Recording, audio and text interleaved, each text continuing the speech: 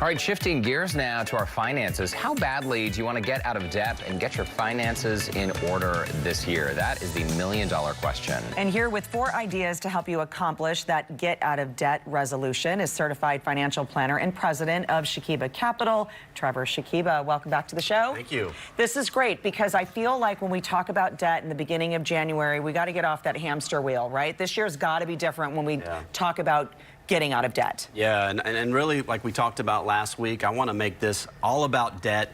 Make this the year. Get your money right in 2020, and let's really make progress to getting out of debt. And so the first thing that we have to establish, it's really not a creative or out of the box strategy.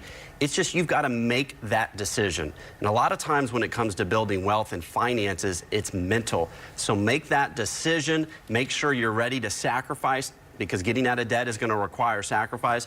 But like we talked about, you've got to stop the cycle. So just paying down a little bit of debt and then getting some more debt, that's like quicksand. You're never going to make progress. So when you truly decide, you make that decision, you will get out of debt. And for all the viewers, you can do it.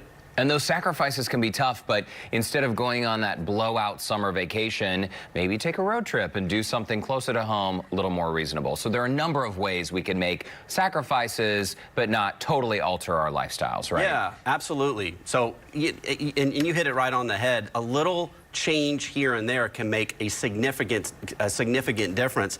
My first tip, though, is to stop focusing so much on the bottom line, because a lot of people will say, Trevor, my budget is so tight, I cannot save anymore. So my tip here is think about the top line. Can you do something else with a part-time job, sometimes called a side hustle? Yeah. And here's the thing, it's easier now than ever before with technology and apps. So I Googled this. What are the top side hustles in 2020? Here's what I came up with. Food delivery, Uber, Lyft driver, walk some dogs, pet sit.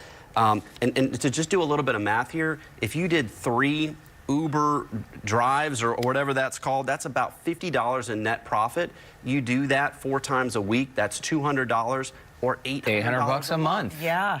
How much of an impact would that make on your credit cards or student loans? That's like 10 grand over the year. Right, Yeah. and just a little bit on the side for the side hustle. The other thing what I think is great is I think a lot of people, I'm guilty of this, I know we've talked about this, is overspending on our meals. The grocery store, maybe you don't eat, you eat out more than what you buy and all of that. So you say there's some ways to save money there. Yeah, I put this as meal prep, and that doesn't mean you're going to get healthy, but there actually be some side benefits to get healthier here.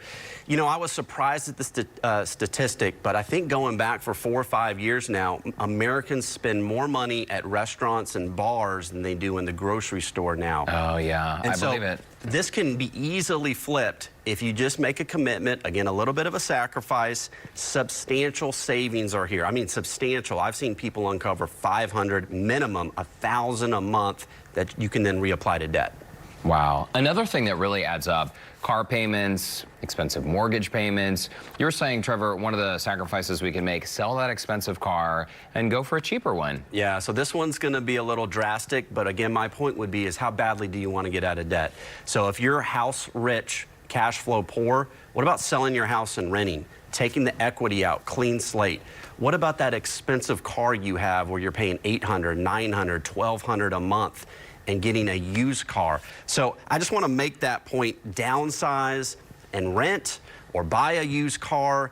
It's not good economics to not have any good cash flow and you're just spending on a big house or a car. Right. And the other thing is, too, look around your house. You might have something valuable in there, right?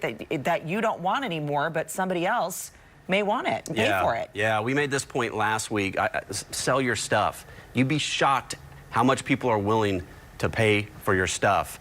And the other thing I want to point out here is do you have a storage unit? How much are you paying per month for a storage unit? Sell all that junk. Or most of it, right? And because downsize. 9 out of 10 times you don't miss it, and it's sitting there because you don't want to deal with it, right? Exactly. So I really take a hard look at that. You might be able to uncover monthly discretionary cash flow, but also some additional dollars by selling it. point here is make 2020 the year. Let's do what it takes to get out of debt and make progress towards achieving those financial goals. We love that idea. And selling your items online through like a Facebook marketplace situation, there are now so many ways technology can help us dispose of the things that we don't want. Yeah, it's so much easier now. Use that technology, put all that stuff online, get rid of it.